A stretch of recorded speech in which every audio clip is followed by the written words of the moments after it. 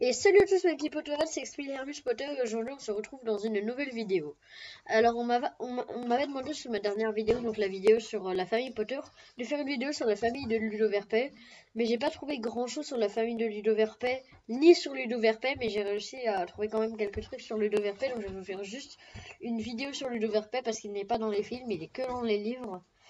Donc c'est pour ça que c'était un peu compliqué de trouver des informations. Alors, Ludovic Verpet, dit Ludo, c'est l'ancien chef du département des jeux et sports magiques.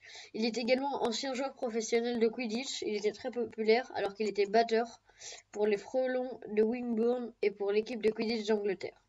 Alors j'ai une petite anecdote sur lui à vous raconter. À une époque où Ludo y jouait pour l'équipe nationale de Quidditch d'Angleterre, il a affronté la France avec son équipe et il est entré en collision avec le batteur français qui s'est pris la batte de Ludo dans le nez. C'était une petite anecdote que j'ai trouvée sur lui. Alors qu'il est au sommet de sa carrière, Ludo Verpet a été accusé d'avoir communiqué des informations à Augustus Rookwood, un mange-mort, et il a reconnu les faits, tout en affirmant qu'il pensait alors aider à la lutte contre Voldemort en espérant que Rookwood pourrait l'aider à entrer au ministère de la magie après sa carrière. Il était acquitté, mais Barty Croughton lui garde une haine tenace.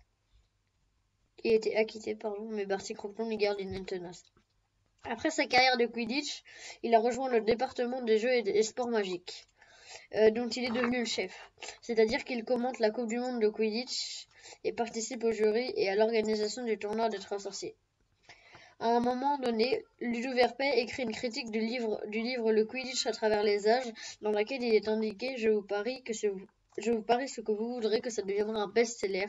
Tu peux y aller, c'est gagné. » C'est un livre que j'ai lu d'ailleurs qui est très bien. Ludo Verpet est un parieur invétéré, toujours criblé de dettes parmi ses créanciers, parmi ses créanciers se trouvent Fred et George Weasley, qui ont parié avec lui que l'Irlande gagnerait la finale de la Coupe du Monde, bien que Victor Crumb attrape le vif d'or. Ce qui s'est effectivement produit, mais aussi un groupe de gobelins à qui il a emprunté d'importantes sommes d'argent. Pour rembourser ses dettes, il avait parié avec le gobelin que Harry Potter remporterait le tournoi des 3 sorciers, mais ces derniers refusent d'annuler ses dettes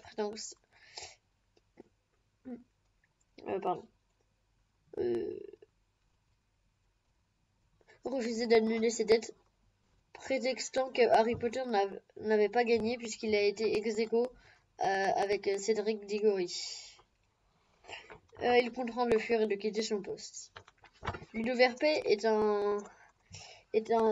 grand, fort et blond, aux yeux bleus, avec un visage assez rond. Au moment de la Coupe du Monde, son nez porte la trace d'une fracture précédente, mais pas lors de son procès. Il est décrit comme un écolier qui a trop grandi. Ludo Verpet est décrit comme quelqu'un de sympathique et est prêt à aider, mais à l'intelligence limitée. Arthur Weasley, qui est son collègue, le présente comme un chef de département extrêmement enthousiaste, mais peu rigoureux avec les règles de sécurité.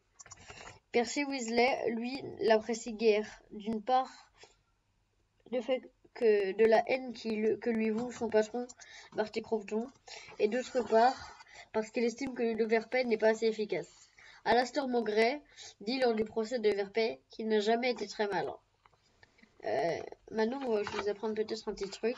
En latin, Ludo signifie « je joue », ce qui fait référence à la carrière de Ludo Verpet dans le Quidditch et à son emploi de directeur du département des jeux et sports magiques. Donc voilà, c'est à peu près ce que j'ai trouvé en général sur Ludo Verpet. C'est une petite vidéo.